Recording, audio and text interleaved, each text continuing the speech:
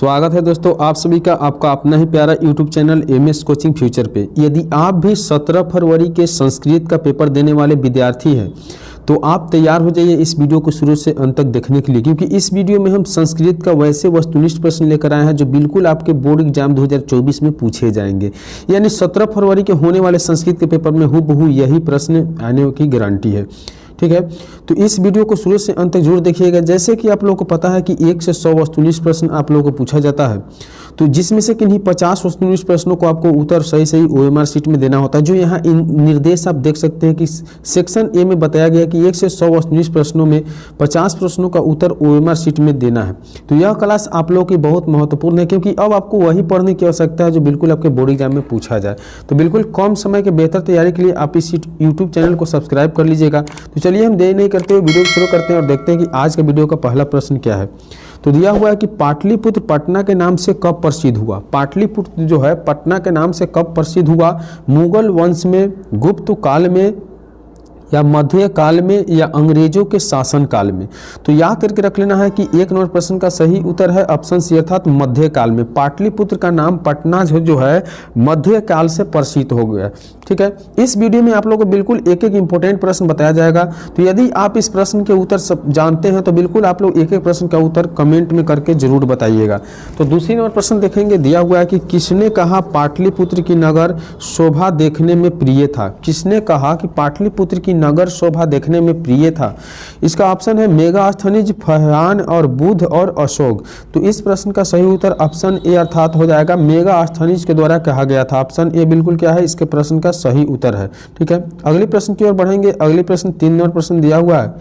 पटना का पुराना नाम क्या है? पटना का पुराना नाम क्या है? पुष्पपुर, पटना साहिब, पटना या पर्वतपुर। ठीक है, तो इस प्रश्न का सही उत्तर जो है ऑप्शन ए, ये ऑप्शन ए अर्थात पुष्पपुर जो है बिल्कुल इस प्रश्न का करेक्ट आंसर है। अगले प्रश्न की ओर बढ़ेंगे। 5 नंबर प्रश्न देखेंगे। दिया हुआ है कि पटना के उत्तर दिशा में कौन सी नदी है? पटना के उत्तर दिशा में कौन सी नदी है? गंगा नदी है, कोसी नदी है, या पुनपुन नदी है, या सोन नदी है?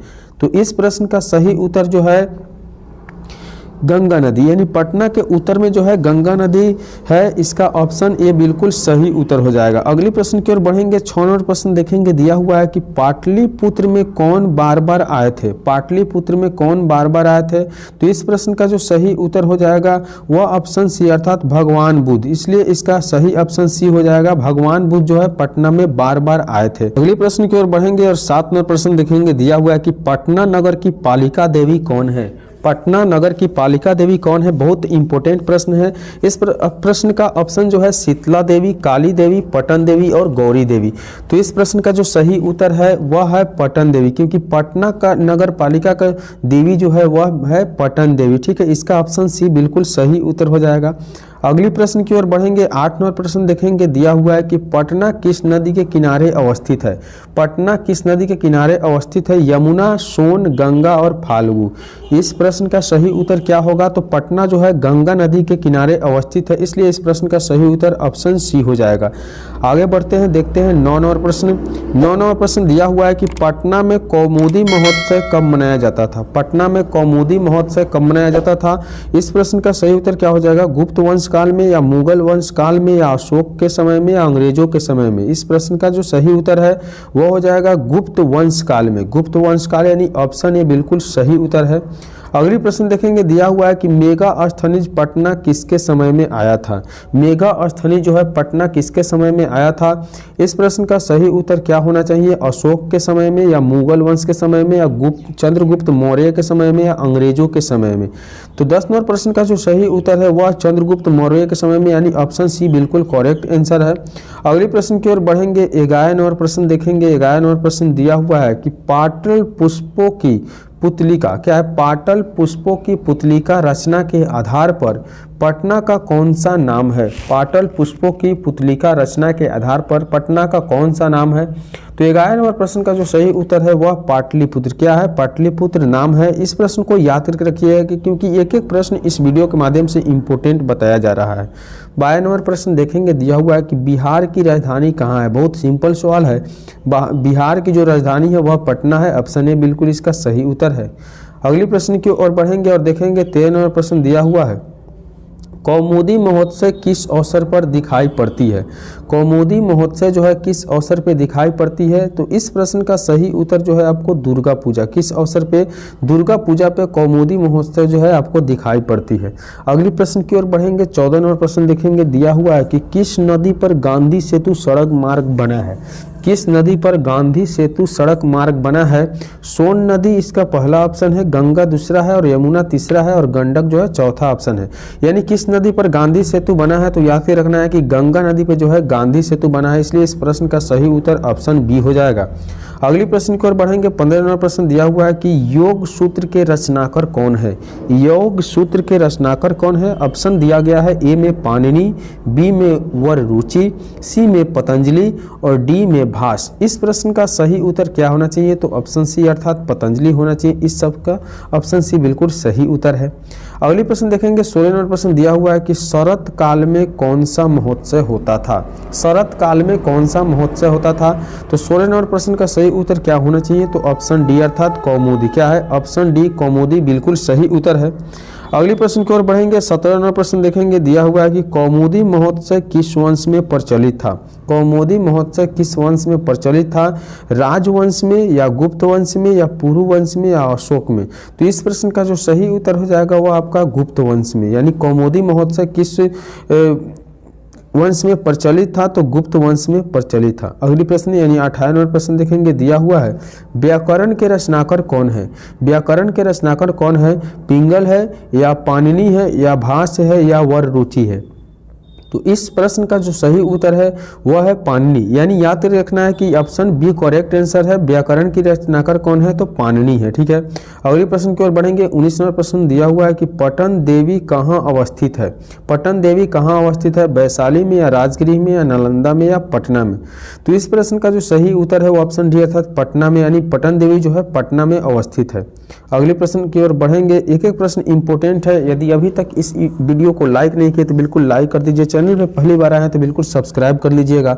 20 नंबर प्रश्न दिया हुआ है कि एशिया महादेश का लंबा पुल कहाँ है? एशिया महादेश का लंबा पुल कहाँ है? नालंदा में है या दरभंगा में है या पटना में है या सीवान में है? तो इस प्रश्न का सही उत्तर है जो है पटना है। यानी एशिया महादेश का लंबा पुल जो है आपको पटना में अवस्थित है। कहाँ अवस्थित है? पटना में अवस्थित है। अगले प्रश्न की ओर बढ़ेंगे। 21 नंबर प्रश्न देखेंगे। दिया हुआ है गोल घर कहाँ है? गोल घर कहाँ है? गोल घर हाजीपुर में है या नालंदा में है या पटना में है या वैशाली में है? तो इस प्रश्न का जो सही उत्तर है पटना। यानी ऑप्शन सी बिल्कुल सही उत्तर है क्योंकि गोल घर जो है आपको पटना में अवस्थित है। अगले प्रश्न की ओर बढ़ेंगे। 22 नंबर प्रश्न देखेंगे। दिया हुआ है कि गुरु गोविंद सिंह का जन्म कहाँ हुआ था? गुरु गोविंद सिंह का जन्म कहाँ हुआ था? पटना में हुआ था या वैशाली में हुआ था या नालंदा में हुआ था या गया में हुआ था? तो 22 नंबर प्रश्न का जो सही उत्तर है वह पटना में हुआ था। गुरु गोविंद सिंह का जन्म कहाँ हुआ था? पटना में हुआ था। अगले प्रश्न 23 नंबर प्रश्न की ओर बढ़ेंगे। 23 नंबर प्रश्न दिया हुआ है कि मुगल काल में किसका उद्धार हुआ? मुगल काल में किसका उद्धार हुआ? भोजपुर का या पाटलिपुत्र का या गया का या वैशाली का?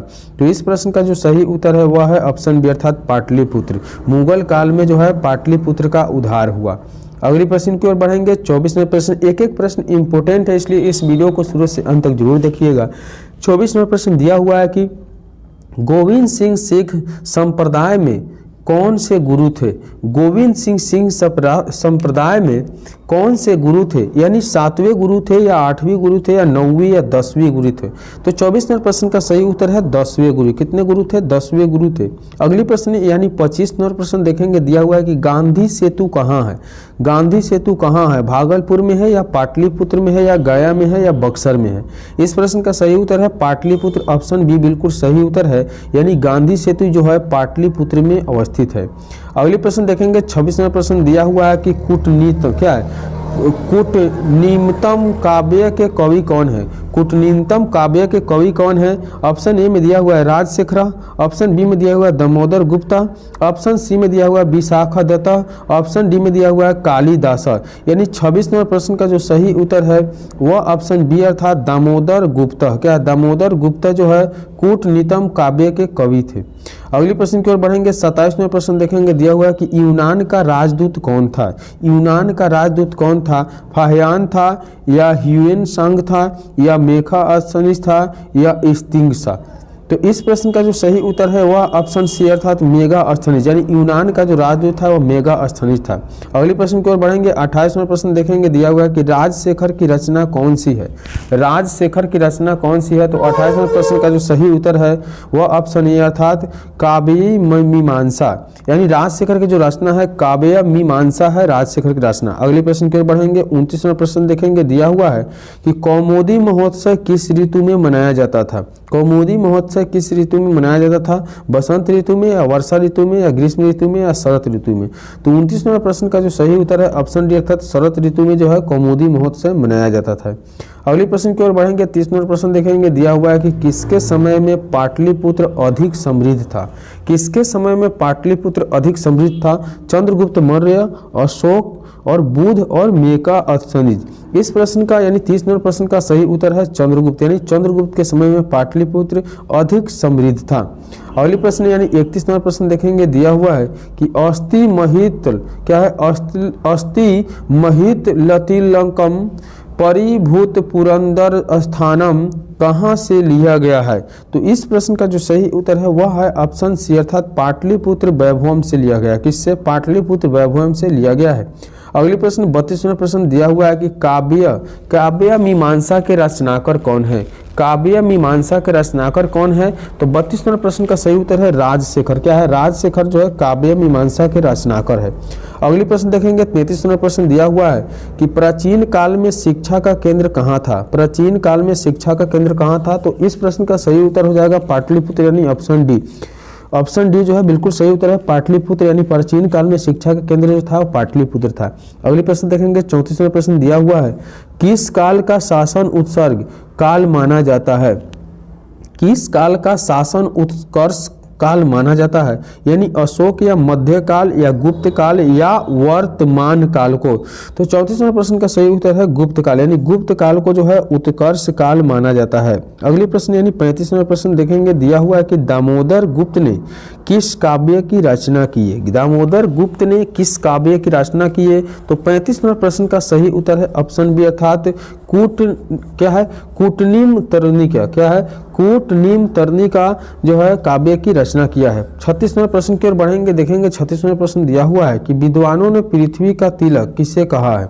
विद्वानों ने पृथ्वी का तिलक किसे कहा है, तो याद रखना है कि पाटलिपुत्र को जो है पृथ्वी का तिलक कहा गया है। अगले प्रश्न की ओर बढ़ेंगे। 37वां प्रश्न देखेंगे। दिया हुआ है कि इंद्रलोक किस नगर को कहा गया है। इंद्रलोक किस नगर को कहा गया है, तो याद रखना है कि पाटलिपुत्र को जो है इंद्रलोक कहा गया है। अगली प्रश्न यानी 38वां प्रश्न दिया हुआ है कि स्वर्ग से भी सुंदर कौन सा स्थान है। स्वर्ग से भी सुंदर कौन सा स्थान है, याद करके रखना है कि इस प्रश्न का सही उत्तर है पाटलिपुत्र, यानी पाटलिपुत्र जो है स्वर्ग से सुंदर स्थान है। अगली प्रश्न की ओर बढ़ेंगे। 39वां प्रश्न देखेंगे। दिया हुआ है कि गौतम बुद्ध के समय पटना का क्या नाम था। गौतम बुद्ध के समय पटना का क्या नाम था, पाटलिपुत्र या पटना या पाटलीग्राम या पुष्पपुर। तो इस प्रश्न का यानी 39वें प्रश्न का सही उत्तर है पाटलीग्राम, यानी गौतम बुद्ध के समय जो है पटना का नाम पाटलीग्राम रखा गया था। अगले प्रश्न की ओर बढ़ेंगे। 40वां प्रश्न देखेंगे। दिया हुआ है कि भगवान बुद्ध भविष्य में किस नगर को महानगर बनेगा कहे थे। भगवान बुद्ध ने भविष्य में किस नगर को महानगर बनेगा या कहे थे, तो यह है पाटलिपुत्र, यानी ऑप्शन जो है डी बिल्कुल सही उत्तर है। तो इस वीडियो में हम आपको 1 से 40 क्वेश्चन प्रश्न बताए हैं जो बिल्कुल इंपॉर्टेंट है। इसी तरह के लगातार वीडियो देखने के लिए आप इस यूट्यूब चैनल को सब्सक्राइब कर लीजिए। चलिए मिलेंगे अगले वीडियो में, तब तक के लिए बाय।